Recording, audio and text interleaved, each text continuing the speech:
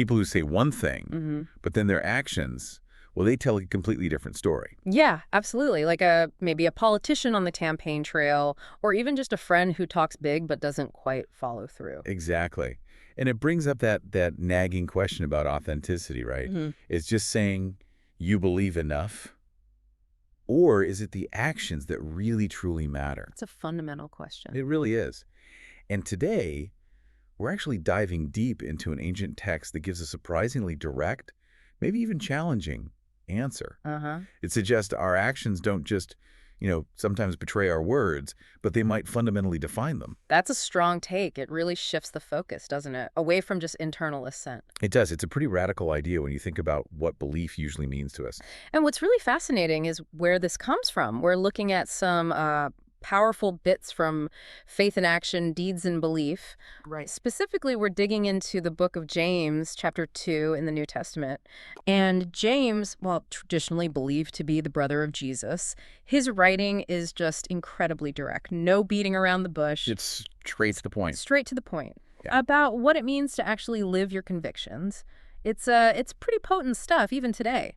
So our mission here for this deep dive is really to unpack that core message. Yeah. You want to pull out the key insights, the real nuggets of knowledge from these sources. Mm-hmm. Give folks a shortcut. Yeah, exactly. A shortcut to understanding what makes beliefs real in this sense. Yeah. And hopefully offer some, fresh angles, maybe some analogies that really stick with you. Okay, so James, he really doesn't mess around. He jumps right in with this question, almost like a challenge in verse 14. What does he ask? He says, basically, what good is it, my brothers and sisters, if someone claims to have faith but has no deeds? Can such faith save them? Wow. Okay. Right. It just immediately sets up this tension. Like, what's the actual point? What's the use of a belief that doesn't show up in how you live? That is stark. He really doesn't pull punches, does he? Not at all. And I guess he gives an answer just as direct. He does a really profound statement in verse 17. He just lays it out. Faith by itself, if it is not accompanied by action, is dead. Dead. That word, it really hits hard. When I first read that, it made me stop. What does dead faith even, look like? Can you give us a picture? That's a great question, because James seems to be pushing back against, well, maybe what we'd call performative belief today. Okay, yeah. Where you say all the right things, but it doesn't actually connect to the real world. The source points out it's like saying, I love you.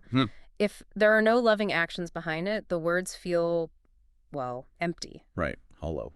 Exactly. So faith isn't just agreeing with an idea in your head. It's got to flow out. It has to become something tangible. And James gives examples of this emptiness, doesn't he? To make it super clear. Oh, absolutely. Stark images. Like, imagine claiming you care about the poor. Yeah. But then you walk past someone who's clearly hungry day after day and just do nothing. Oof. Or the specific one he uses in verses 15 and 16.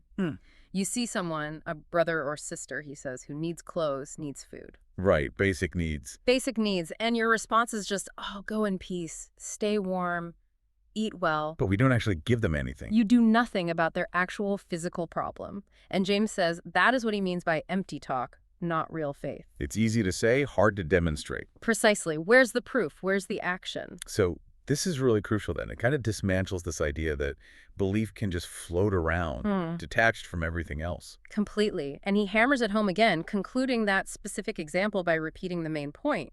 In the same way, faith by itself, if it is not accompanied by action, is dead. He really wants that to land. He does. And it's not like he's inventing something totally new, maybe more like he's clarifying what real living faith actually looks like in practice, challenging assumptions that maybe let us separate belief from our behavior. Okay, so it really sounds like James is saying, show me, don't just tell me. That sums it up pretty well. But here's a thought.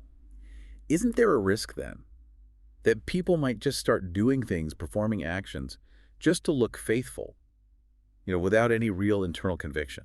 Yeah, the hypocrisy angle. Right. How do we tell the difference between genuine action that comes from faith and just empty performance? That's a really critical point, and I think James would be the first to condemn that kind of hypocrisy.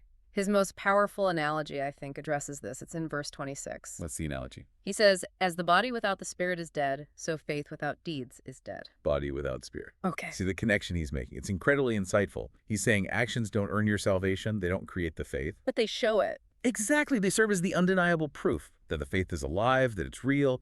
It's about coherence, things matching up, not just ticking boxes. Adherence, I like that word. That makes sense. Yeah. The source we looked at used this flashlight and batteries analogy, which I found pretty helpful. Oh, yeah. How did that go? Well, faith is like the flashlight itself, right? Oh, It has the yeah. potential to shine light. Okay. But our actions, those are the batteries. Without Yeah. the batteries, the flashlight is just, well, it's just an empty shell. Ah, got it. It can't actually do anything. Right. It can't light up the world, can't fulfill its purpose. It's got potential, sure, but no actual power. That's a great visual. Potential versus actual power. So if our faith is meant to be this, powerful light, what does James's message mean for us? Like practically, day to day. Well, it means real faith isn't passive. It moves us. It compels us. Oh, so It pushes us beyond just thinking about caring or giving or serving. It makes us actually do it. less thinking, more doing. Or rather, the thinking leads to the doing. But it's a call to action, really. It challenges us. Think about the difference between just saying, oh, I'll pray for you. Which is easy to say. Very easy. Versus actually asking, hey, what can I do? How can I help? That second question requires more. It shows a deeper commitment. A more embodied commitment. Exactly. It's moving from just feeling sorry for someone to feeling with them and then actually stepping in to offer practical help. It reminds me a bit of, well, sometimes on social media, people make these grand statements, right? I'm so passionate about this cause. Uh-huh. See it all the time. But then, there's no volunteering, no donation, no actual engagement. James would probably just, scroll right past that and say, show me the receipts, friend. Uh-huh. Yeah, probably. Show me the evidence. It really makes you reflect, doesn't it? Like, is there someone around me, maybe someone I know, who has a need? Maybe a need I've even noticed before. Right. And how could my faith, if it's real, actually show up for them Yeah. in a tangible way, making that belief visible, not just, keeping it locked inside? Exactly. Making it visible. So just to kind of wrap up the main point from James we've explored today. Yeah, let's recap. This ancient wisdom is basically telling us that real belief, genuine faith, it isn't just some private internal thought or feeling. It's more. It's more. It's something alive. Fast. Something that breathes life through our actions. It should be vibrant, visible, a consistent, coherent expression of what we say we hold true. Consistent and coherent. Those seem like key words here. Actions aligning with beliefs. Absolutely. Okay, so building on that, maybe here's a thought, a challenge even to leave you with. Something to sort of chew on this week. Okay. As you go about your week, think about this. What's maybe one practical step, just one, that you could take? Maybe it's giving some time, maybe it's service, maybe a small gift, or maybe it's just being truly present for someone. Mm-hmm. One step to make your beliefs, whatever they are, visible and really alive to someone around you. It's worth considering, how your actions might just light things up a bit. For them, and maybe for yourself too.